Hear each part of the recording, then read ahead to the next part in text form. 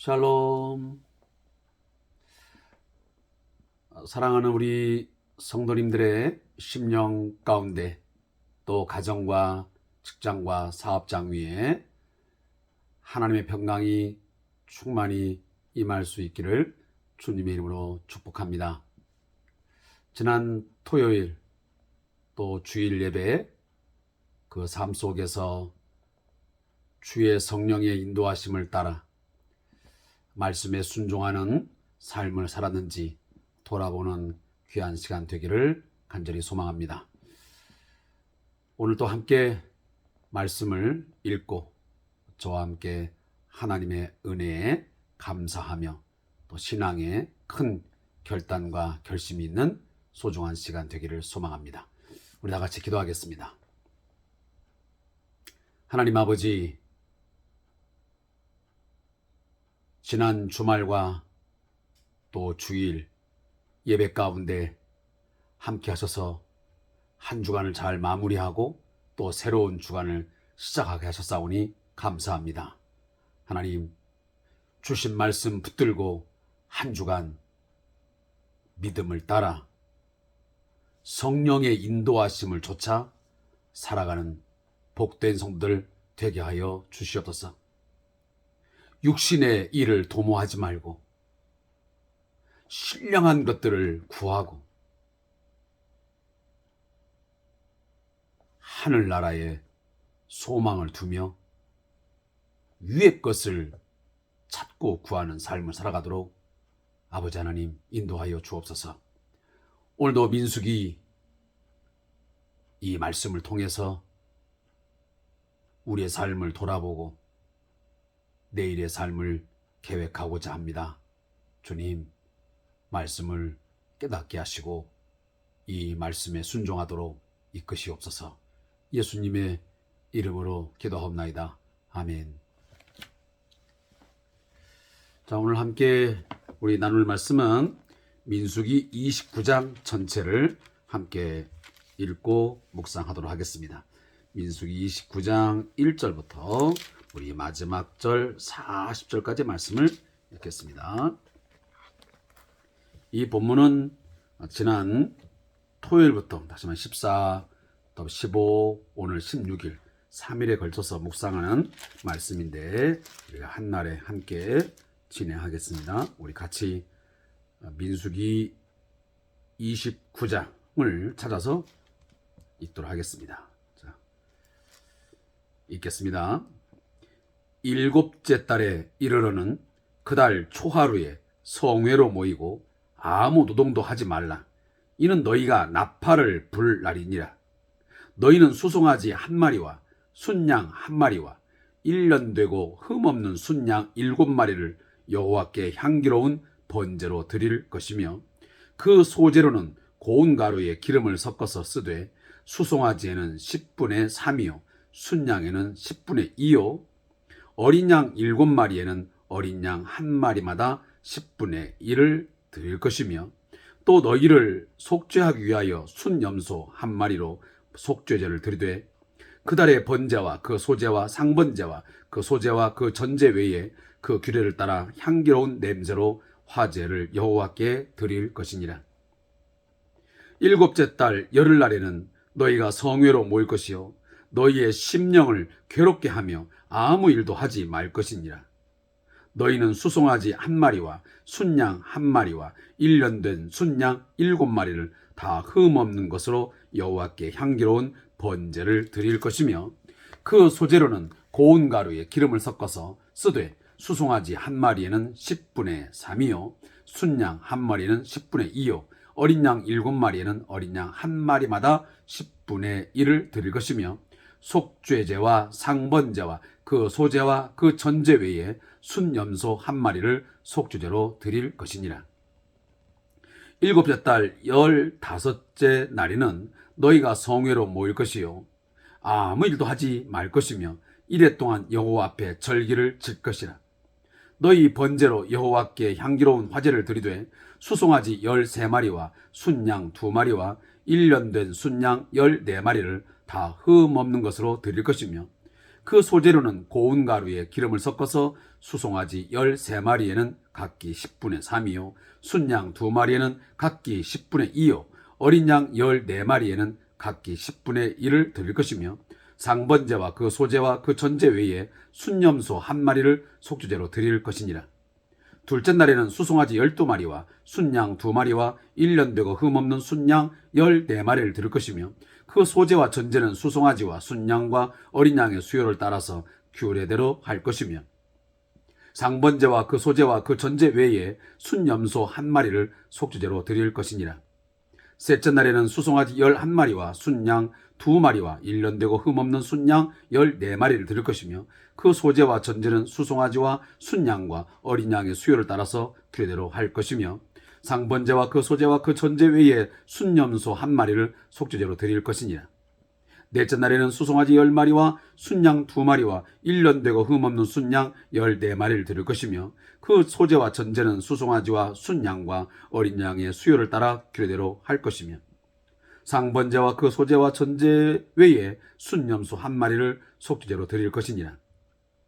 다섯째 날에는 수송아지 9마리와 순양 2마리와 1년 되고 흠없는 순양 14마리를 드릴 것이며 그 소제와 전제는 수송아지와 순양과 어린 양의 수요를 따라서 규례대로 할 것이며 상번제와 그 소제와 그 전제 외에 순염소 1마리를 속주제로 드릴 것이니라. 여섯째 날에는 수송아지 18마리와 순양 2마리와 1년 되고 흠없는 순양 14마리를 드릴 것이며 그 소제와 전제는 수송아지와 순양과 어린 양의 수요를 따라서 규례대로 할 것이며 상번제와 그 소제와 그 전제 외에 순염소 1마리를 속주제로 드릴 것이니라. 일곱째 날에는 수송아지 7마리와 순양 2마리와 1년 되고 흠없는 순양 14마리를 드릴 것이며 그 소제와 전제는 수송아지와 순양과 어린 양의 수요를 따라 규례대로 할 것이며 상번제와 그 소제와 그 전제 외에 순염소 1마리를 속죄로 드릴 것이니라.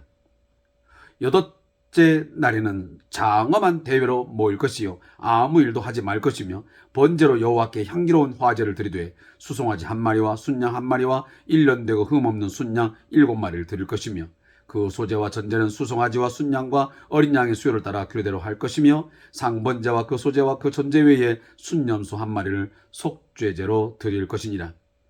너희가 이 절기를 당하거든 여호와께 이같이 드릴지니 이는 너희의 서원제나 낙헌제로 드리는 번제, 소제, 전제, 화목제 외에 드릴 것이니라. 모세가 여호와께서 모세에게 명령하신 모든 일을 이스라엘 자손에게 말하니라. 아멘. 자, 오늘은 제가 뒤에 배경을 넣지 않았습니다. 의도성이 있습니다.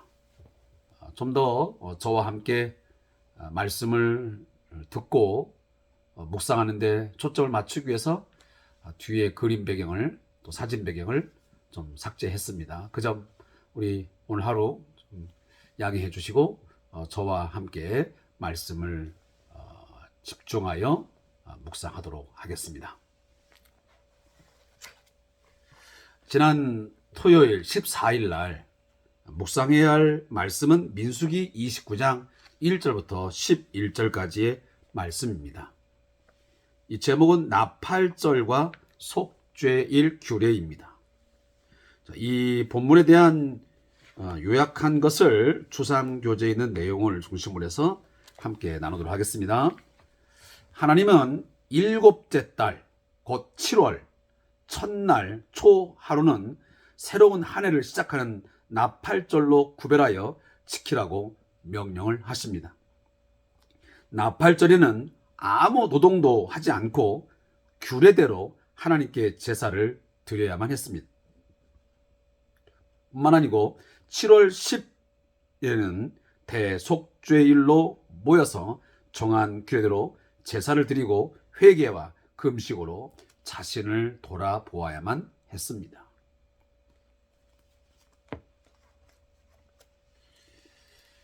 우리들이 가지고 있는 달력과 유대인들이 사용하는 이 유대력은 같지 않습니다. 상이합니다. 오늘 본문에 나와 있는 이 일곱째 달이라고 하는 것은 유대력으로 말하는 겁니다. 그래서 이 유대력으로 말하면 7월이지만 우리 태양력으로 말하면 약 9월에서 10월에 해당됩니다. 유대인들은 이 유대력에 따라서 우리는 보통 1월을 한 해의 시작으로 따지지만 유대인들은 7월, 유대력의 7월을 그들의 한 해의 시작으로 알리게 됩니다. 그래서 그날에는 나팔을 불게 되는 것이죠. 이 나팔을 분다라고 하는 의미는 여러 가지 의미가 있습니다. 과거에 보면 어떤 전쟁을 선포할 때에도 바로 이 나팔을 불었고, 오늘처럼 한 해를 시작하는 그 시작점을 알리기 위해서 나팔을 불게 했습니다. 특히 이 유대력에서 지켜지는 이 모든 절기들, 특별히 오늘 본문에는 나팔절과 대속죄일이 기록되어 있습니다. 이들이 지키는 이 절기들을 보면 상당히 까다롭습니다. 하나님께서 당신의 백성들로 하여금 제사를 받으시고 예배를 받으심에 있어서 무질서하고 즉흥적이고 임의적으로 하도록 내버려 두지 않았습니다. 하나님께서 정하신 규례에 따라서 어떤 날, 어떤 방법으로 어떻게 해야 되는지를 하나님이 구체성을 가지고 세밀하게 가르쳐 주십니다. 그리고 그 규례대로 했을 때만이 하나님께서 기뻐 흠양하시고 그 제사를 받으시고 그들에게 베푸시고자 하는 많은 은혜들을 또 거기에 합당한 것들을 허락해 주셨습니다.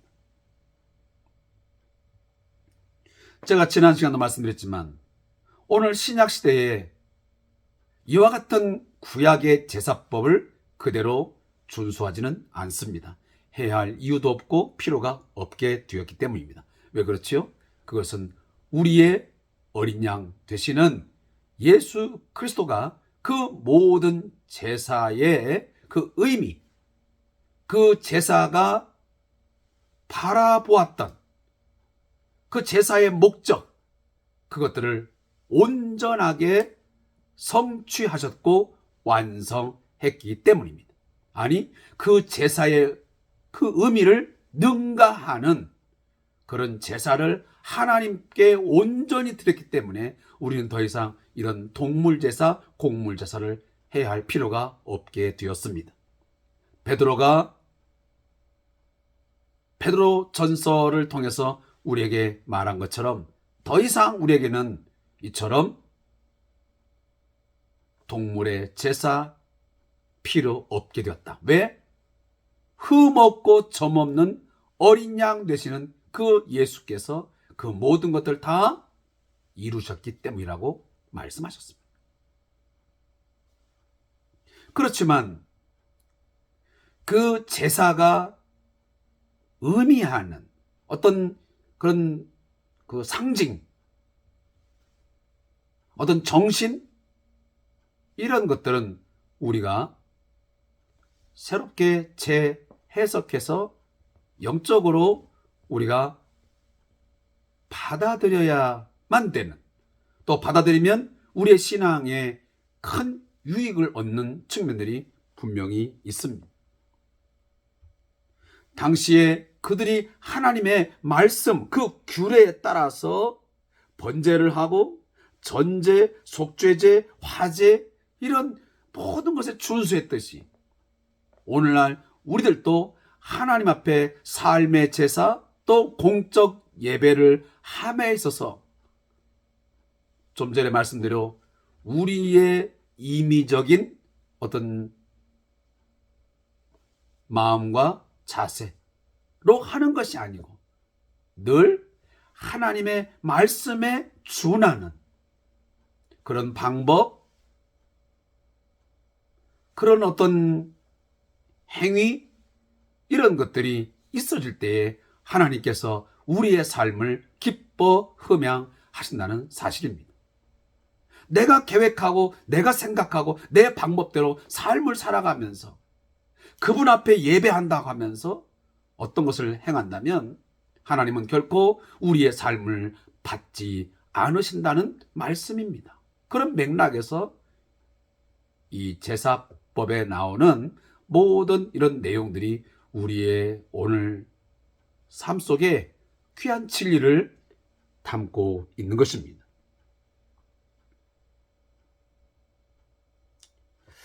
특히 이 대속죄일을 보게 되면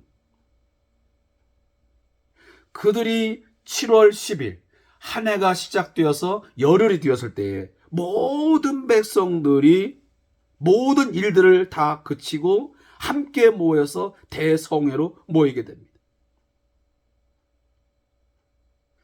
그래서 오늘 7절 말씀에 일곱째 달 열흘날에는 너희가 성회로 모일 것이요 너희의 심령을 괴롭게 하며 아무 일도 하지 말 것이니라.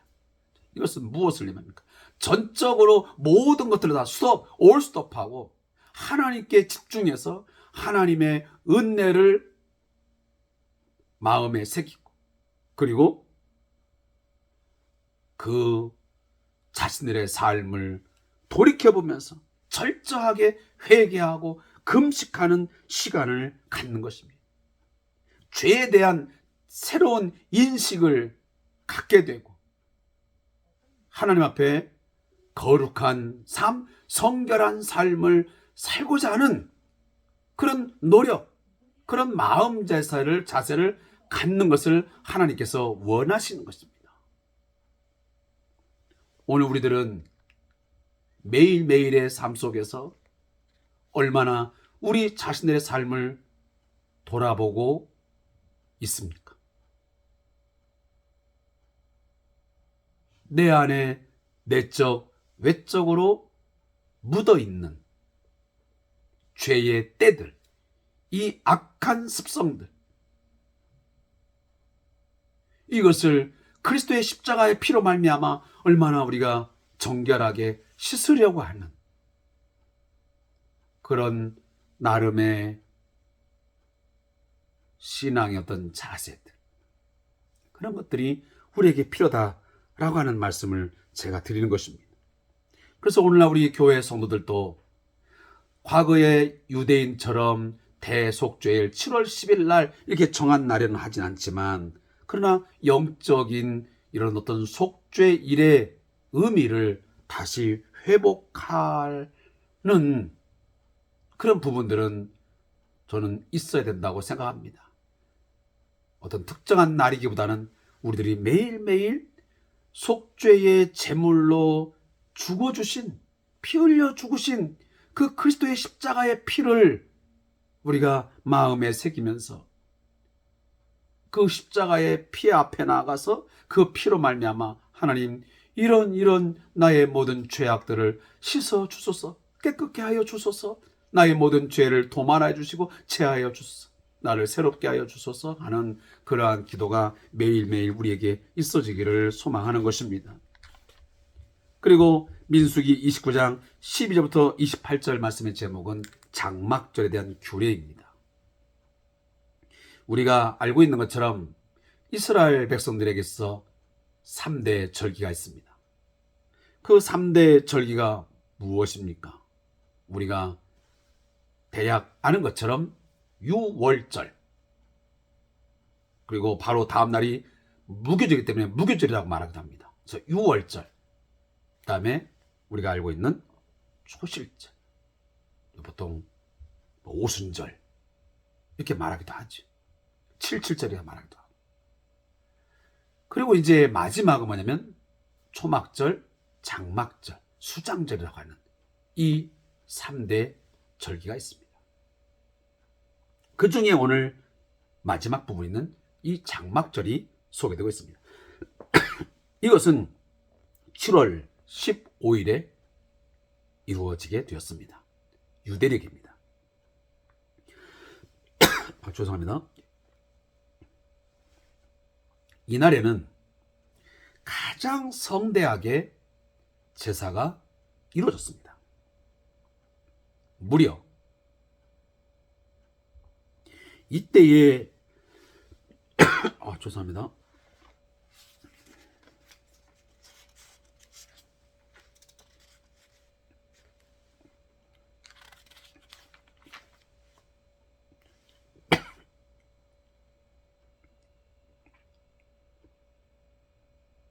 네. 7월 15일 날 행해지는 이 장막절은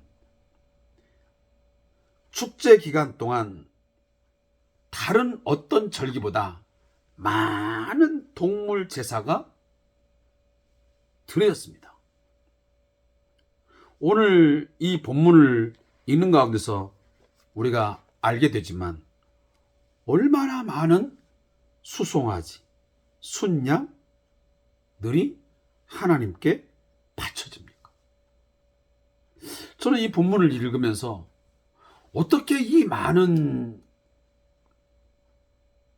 동물들을 가져와서 그걸 잡아서 드렸을까?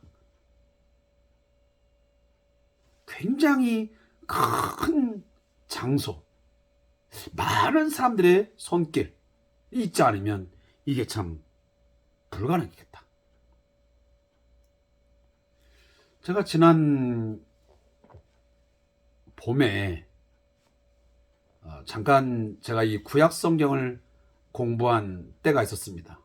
서울에 가서 제가 강남 도곡동에 가서 공부를 한 적이 있는데 그때 영상을 통해서 이 장면을 제가 본 기억이 납니다. 저희에게 귀한 내용을 강의해 주시는 그 교수님이 이제 오랫동안 이스라엘에서 삶을 사셨기 때문에 그분이 직접 그 유대인들이 이처럼 제사를 행하는 그런 장면들을 영상으로 담은 것을 저희에게 잠깐 보여준 기억이 납니다.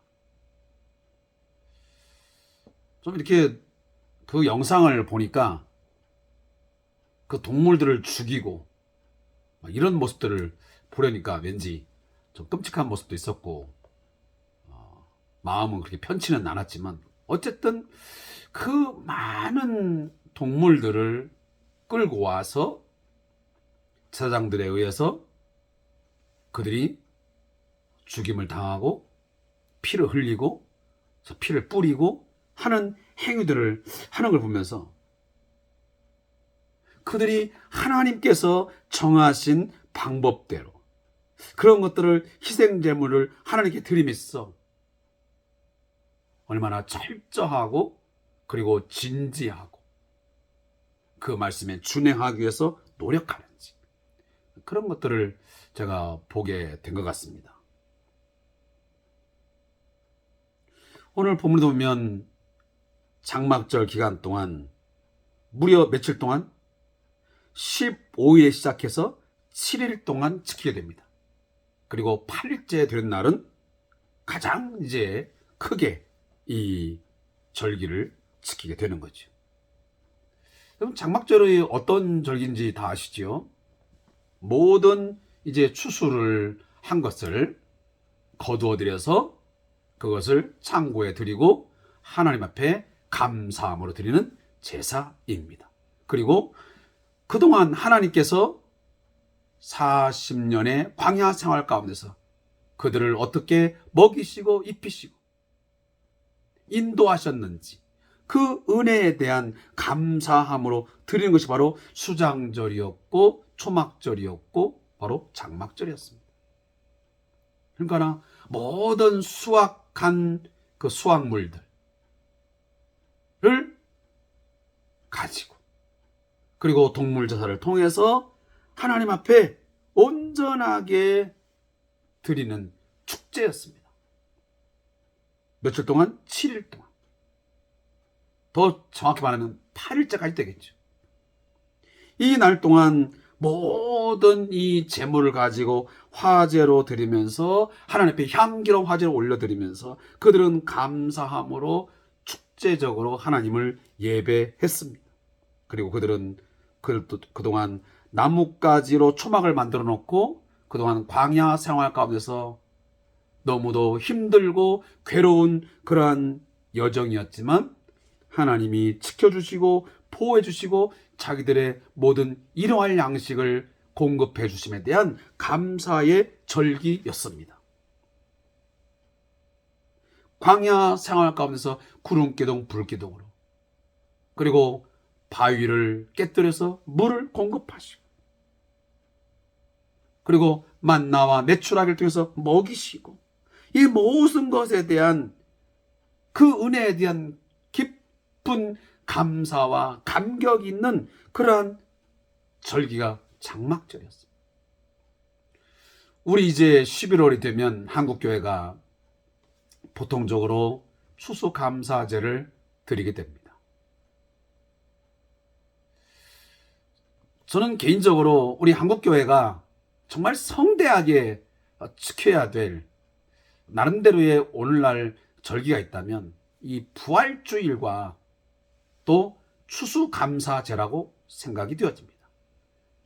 부활주일은 정말 예수 그리스도의 십자가의 부활이 아니었다면, 그 부활이 없다면 결국 기독교라고 하는 그 자체가 무너지는 것입니다. 의미를 상실하는 거죠. 그만큼 중요한 절기입니다. 그래서 부활주일은 어느 때보다도 가장 성대하고 많은 사람들이 모여서 기쁨으로 주를 향하여 찬양해야 되는, 부활의 그 주님에 대한 깊은 그 인식을 갖는 그런 계기가 되어야 될 것이고요.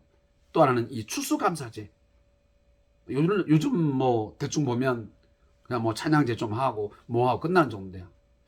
이것들을 좀 더 확대해서 많은 이웃들과 함께 그리고 많은 성도들이 모여서 1년 동안 우리를 먹이시고 입히시고 돌보신 그 하나님의 은혜에 대해서 모두가 다 한마음 되어서 기쁨으로 찬양하고 감사하는 그런 절기.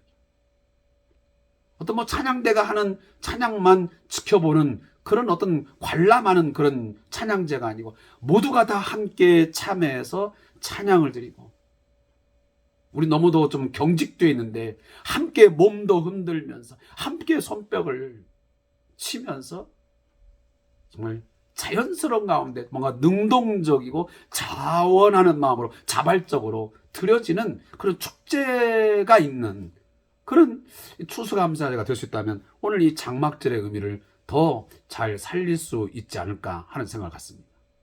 본인들이 가져올 수 있는 것들을 가져다가 같이 준비해서 뭔가 나누고 할 수 있는 그런 것들.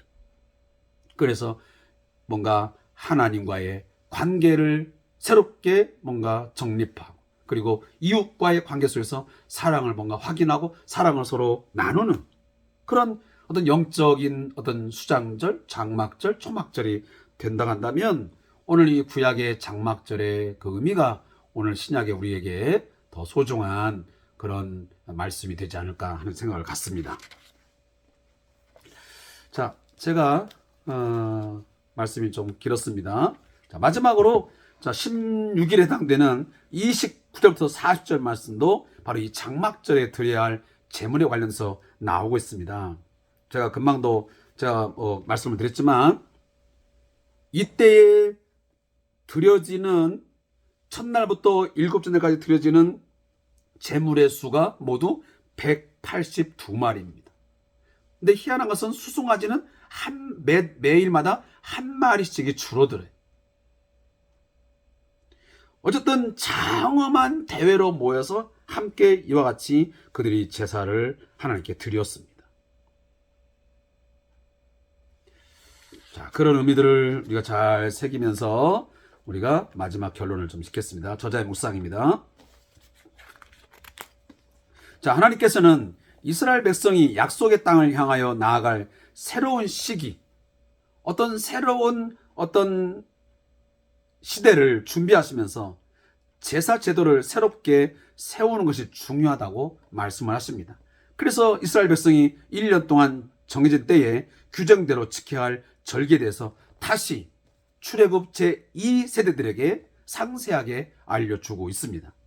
개인적으로 드리는 서원제와 낙헌제도 잘 지켜야 하지만 공동체가 절기를 잘 지키는 것이 하나님과의 언약관계를 지키는데 매우 중요하다는 것을 깨닫게 하기 위함입니다. 이 시대의 교회와 성도들도 그리스도께서 완성하신 새 언약 안에서 정해진 시기에 드려야 할 예배와 모임을 성령의 은혜로 잘 지켜야 할 것입니다. 이스라엘 백성은 장막절 기간 동안 광야 가운데 주신 은혜와 추수에 감사하며 다른 절기보다 더욱 많은 제물로 드렸습니다. 그리고 마지막 날 거룩한 성회로 모여서 하나님 앞에 기쁨과 감사의 축제를 보냈습니다. 이처럼 영적 이스라엘 교회는 먼저 예배를 삶의 중심에 세우고 받은 은혜를 기억하며 기쁨과 감사의 찬양을 올려드려야 할 것입니다.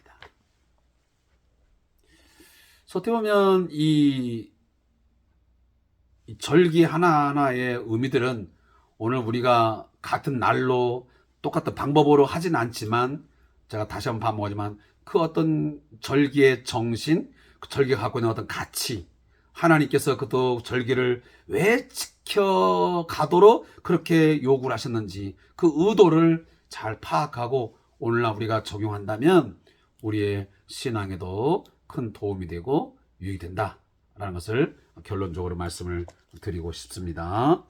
자, 우리 함께 기도하고 마치겠습니다.